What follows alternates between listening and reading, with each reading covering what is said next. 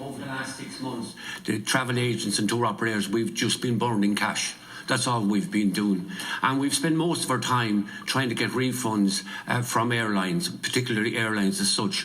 As I said, we're owed about 25-30 million, and it's taking anything from, remember there is a regulation 261 that states that airlines are supposed to refund in 14 days.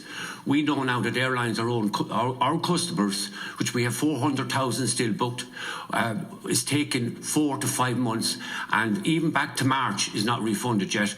And we call, and we've been discussing with the Commissioner of Aviation to call in these airlines and say, what are you doing to the public?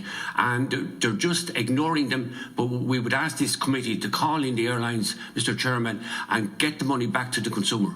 And that's a support I would, that's a call I would support fully and echo, because I would have heard it from scores and hundreds of people, of ordinary consumers who are dealing directly with Aer Lingus and Ryanair in particular, and their experience has been a very difficult one and gone back to March. But is that the same experience? Have the travel agents and a better experience, or the same experience, or worse? The very same experience, and Ryanair particularly are saying now that they won't refund the travel agent, and they've dealt with us for 20 years. So they certainly need to be hauled over the coals and say, refund that 25 million to these people, and not having people sending in their utility bills and so forth and so on. And there's another big issue which is very, very important, and that is what we call ghost flights, where flights were flying, because when a flight flies, the 261 does not kick in,